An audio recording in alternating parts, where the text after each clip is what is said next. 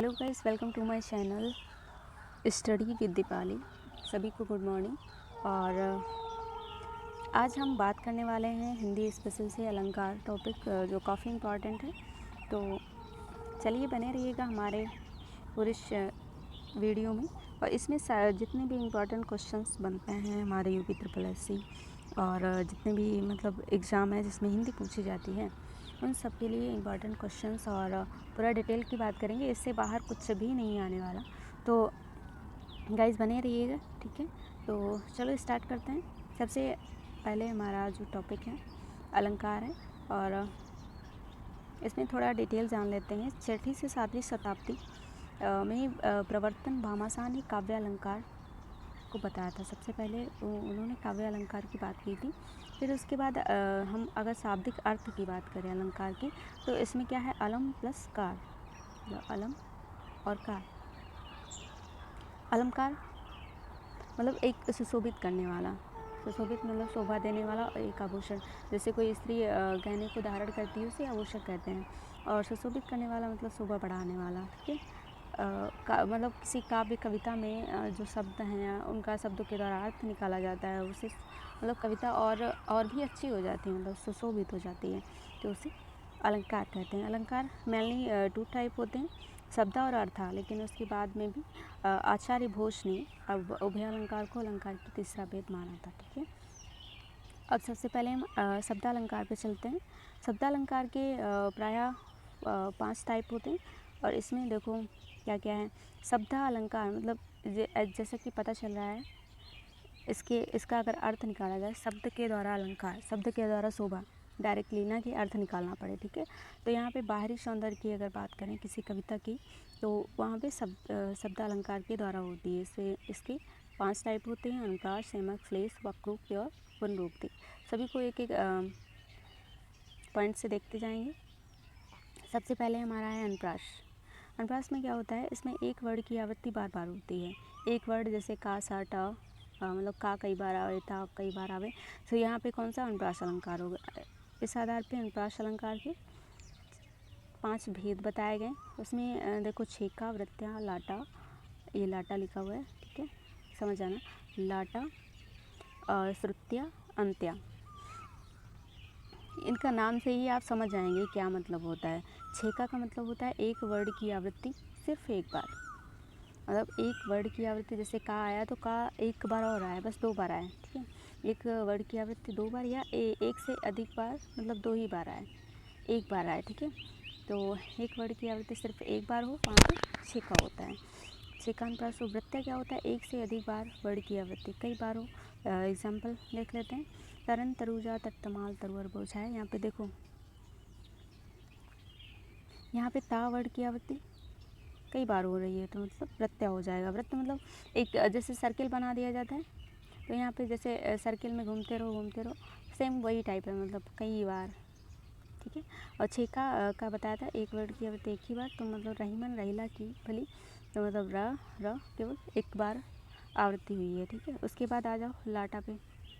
लाटा में क्या है, एक वाक्य कई बार आए, एक वाक्य की बात हो रही है, ठीक है, ध्यान से समझ लेना। एक वाक्य कई बार आए, हमको लिखो है कहाँ, हमको लिखो है कहाँ, हमको लिखो है कहाँ, कहाँ लगे सब लगे। ये मतलब आप लोग जान सकते हैं कि ये जब उद्धव जी आए थे मथुरा,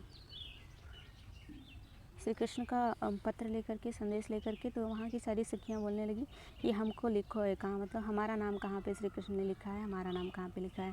सारी सखियाँ दौड़ दौड़ के कहने लगी। तो उसी का है ये, ठीक है। हमको लिखो है कहाँ, हमको लिखो है कहाँ, हमको लिखो है कहाँ, कहाँ लगे, कहाँ समय लगे, ठीक है। तो मतलब एक वाक्य की कई बार आवृत्ति हो, वहाँ पे लाटा अनुप्रास होता है। आगे चलते हैं। श्रुत्या अनुप्रास क्या होता है। श्रुत्या मतलब सुनने में अनुप्रास, अंतिम वर्ड समान होता है। सुनने में समान मतलब सुनने में थोड़ा अलग लगता है, अनुप्रास लगता है, अंतिम वर्ड समान होता है, इतना याद रखना, ठीक है। जैसे कहत, नटत, रीझत, खिजत, मिलत, किलत, ललचात। यहाँ पे देखो ता वर्ड की आवृत्ति कई बार हुई है, ठीक है। यहाँ पे क्या होगा, श्रुत्या हो जाएगा। और अंत्या की बात करें, अंतिम वर्ड समान, केवल मतलब कोई पंक्ति है, जैसे ये लाइन है तो यहाँ पे वर्ड और यहाँ पे वर्ड मतलब समान होते, लेकिन यहाँ पे तो कई हैं तो ये नहीं हो सकता। तो आगे अंत्य में जैसे अंतिम वर्ड समान हो किसी भी पंक्ति का। यहाँ पे नाथ संबोधन भंज निहारा ओहे कोइक दर्श तुम्हारा, यहाँ पे हारा और हारा, यहाँ पे देखो अंतिम किसी लाइन का अंतिम वर्ड समान है, मतलब यहाँ पे कौन सा अंत्य हो जाएगा। ठीक है, इतना समझ आ गया होगा। सबसे पहले अनुप्रास अलंकार। अनुप्रास अलंकार के कितने भेद बताए गए? 5 भेद बताए गए, छेका, वृत्या, लाटा, श्रुत्या, अंत्या। ठीक है, उनके सारे हमने एग्जाम्पल भी देख लिए। आगे चलते हैं। यमक अलंकार। ठीक है, यमक अलंकार में क्या होता है? एक शब्द 2 या 2 से अधिक बार आए, वहाँ पे हम वर्ड की बात कर रहे थे अनुप्रास में, एक वर्ड अक्षर। ठीक है, और यहाँ पे शब्द की बात है रही है, एक 2 या 2 से अधिक बार आए। ठीक है, एग्जाम्पल देखें, 3 बेर खाती थी वो 3 बेर खाती हैं। देखो यहाँ पे बेर बेर 3 समान आया है। तो बेर का मतलब जैसे सीता मैया जो थी जब जंगल को गई थी तो और जब महल में रहती थी तो 3 बेर खाती थी, मतलब 3 बार। यहाँ पे टाइम की बात की गई है, बेर खाती थी। और अब जब जंगल में भगवान राम के साथ में है तो 3 बेर खाती हैं, मतलब वो जो फल होता है, जंगली फल होता है, उसे कहते हैं। ठीक है, और समझ आ गया होगा। श्लेष अलंकार की बात करते हैं। श्लेष अलंकार मतलब श्लिष्ट धातु, चिपका हुआ। ठीक है, जहाँ एक शब्द से कई अर्थ चिपके हों वहाँ पे कौन सा अलंकार होता है? श्लेष अलंकार होता है। एग्जाम्पल देख लेते हैं। चरण धरत चिंता करत चितवत चारि ओर, सुबरन को खोजत फिरत कवि वे विचारी चोर। ठीक है, सुबरन, यहाँ पे सुबरन एक शब्द आया जिसके 3 अर्थ लिए गए। सुबरन देखो, एक कवि वे विचारी और मतलब सामान्य व्यक्ति की बात की गई, और चोर कवि के विषय में अगर बात करें तो सुंदर वर्ड, सुंदर अक्षर खोजेगा। वो अपनी कविता लिखेगा तो सुंदर वर्ड की ज़रूरत तो होगी ना उसे। तो अगर कवि के संदर्भ में सुबरन की बात करें तो सुंदर वर्ड, सुंदर अक्षर खोजेगा। अगर व्यभिचारी की बात करें, मतलब एक सामान्य व्यक्ति सुखी अपना परिवार के साथ जीवन बिताना चाहता है तो एक स्त्री की खोजेगा ना, सुंदर स्त्री को। तो सुबरन एक सुंदर स्त्री की बात कर रहे हैं। और फिर चोर की अगर बात करें, चोर क्या खोजेगा? माल खजाना खोजेगा, सोना खोजेगा। तो सुबरन मतलब सोना, इसका यूज़ किया गया अर्थ। ठीक है, तो यहाँ पे सुबरन कितने 3 अर्थ लिए गए हैं। ठीक है, अब आगे आते हैं वक्रोक्ति। वक्रोक्ति में क्या होता है? जहाँ कहने वाला किसी शब्द को किसी दूसरे अर्थ में कहे, ठीक है, परंतु उसको सुनने वाला टेढ़ा व्यंग्यात्मक, मतलब पड़ोसियों में ज़्यादा होता है।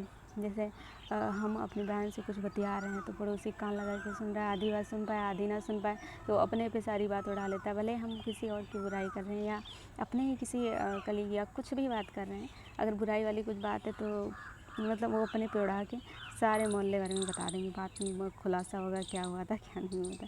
तो बस वही है वक्रोक्ति। ठीक है, याद कर लेना अपने पड़ोसियों से रिलेट करके। ठीक है, तो यहाँ पे देख लेते हैं इसका एग्जांपल।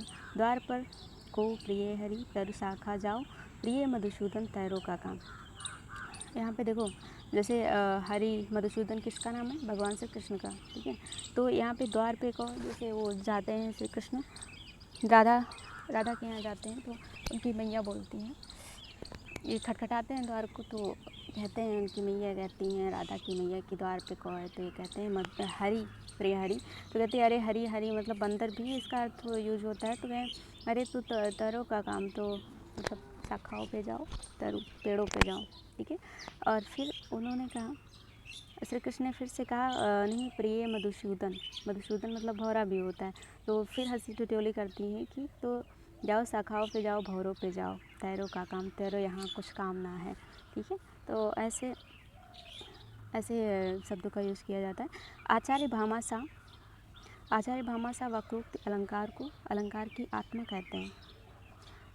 ठीक है, क्यों ना कहें, मतलब कोई भी सुनेगा तो मज़ा आ जाएगा उसको सुन के वक्रोक्ति अलंकार को। ठीक है, तो आचार्य भामाशा की बात करें तो वक्रोक्ति अलंकार को अलंकार की आत्मा कहते हैं। ठीक है, और पुनरोक्ति की बात कर लें।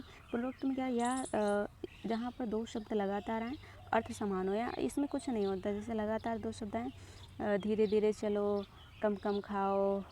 ठीक है, जैसे कम कम, यहाँ पे कम 2 बार आए तो यहाँ पे पुनरोक्ति अलंकार, पुनः शब्द आ जाए तो वहाँ पे पुनरोक्ति हो जाएगा। धीरे धीरे पर बढ़ा चरण। ठीक है, यहाँ पे धीरे धीरे आया तो यहाँ पे पुनरुक्त अलंकार हो गया। चलिए, थैंक यू सो मच हमारे वीडियो को देखने के लिए। अगर आपको वीडियो अच्छा लगा तो प्लीज़ लाइक शेयर सब्सक्राइब कर दीजिए। Thank you for watching my channel study with Deepali. Thank you guys, bye, take care. अब अपने दूसरी वीडियो में मिलते हैं।